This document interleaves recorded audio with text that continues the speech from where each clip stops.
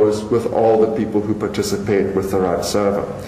You tend to find these days that most internet exchange points offer both. So the operator that turns up can choose to participate with the bilateral peering, so choose who they peer with, and for the generic peering they can also participate in the multilateral peering, connect to the route server, and gets the participants who choose to use that.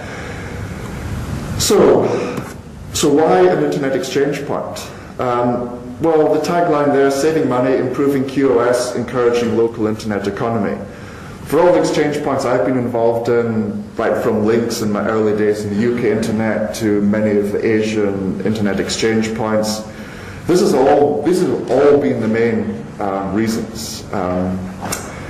QoS is actually pretty important. We all talk about QoS in the terms of, we need to put these type of devices in our network to improve QoS.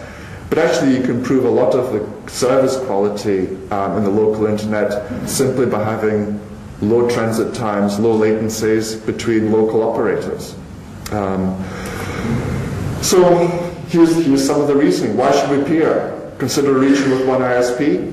You've got internet connectivity for the customers. They've got one or two international connections. Internet grows, and may another provider appears. They've got connectivity as well. Traffic between the two providers grows over the international connection. So you have local traffic using international links.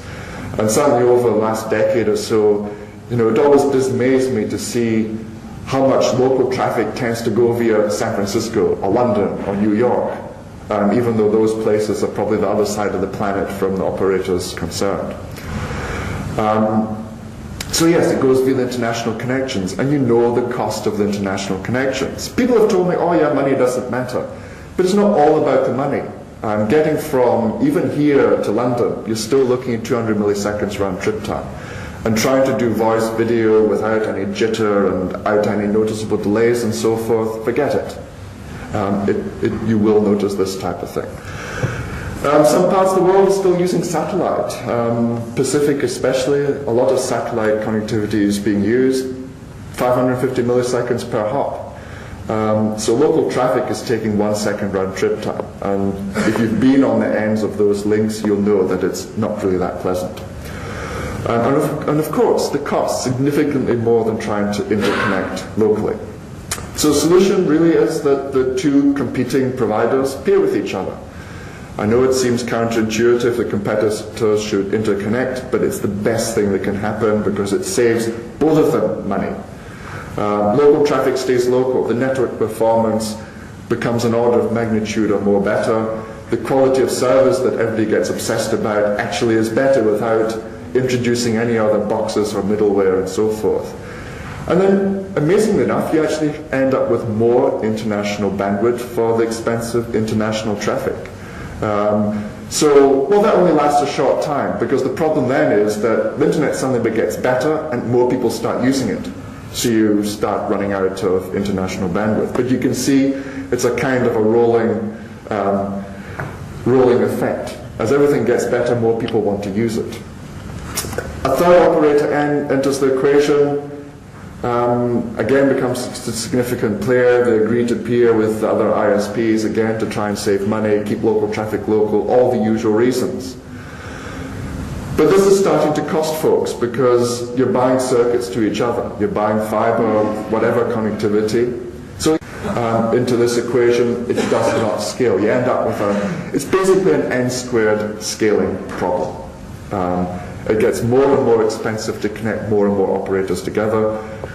The solution is the internet exchange point, where rather than buying one circuit or one connection to all the other operators, you simply buy one connection to the exchange point. And that one connection will carry all the traffic no matter how big the connection to the exchange point goes. So the solution is that everybody participates in the local exchange. The cost is minimal. This one local circuit will cover all the domestic traffic. You still have your international connectivity, If there's a failure in the local exchange, then, well, sure, the international circuits are still there to provide backup in the worst case. And I've mentioned all the benefits. Local traffic stays local. QoS considerations for local traffic is not an issue. Pretty much whatever bandwidth you can provide locally can be used for local traffic.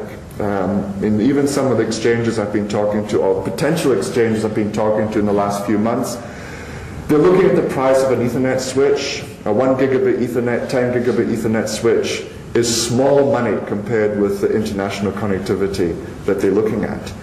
And I know 10 years ago I was going to say, oh, if you get an exchange point set up, I'll give you a switch. But even today, even with some of the bigger bandwidths and the low cost of some of these big switches,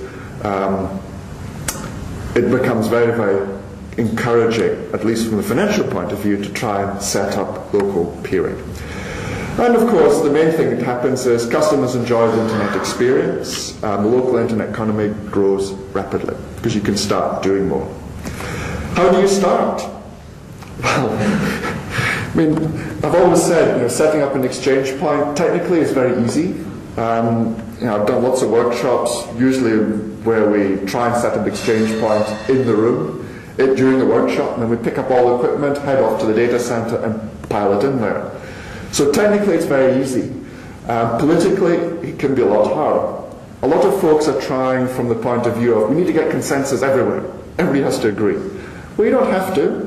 You really just need 3 network operators who agree to appear. If others don't want to play, leave them.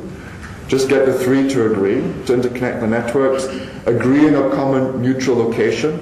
Neutral location is very important. If one operator says we'll host it, they're immediately at an advantage compared with the others. So you want to try and find somewhere that's neutral.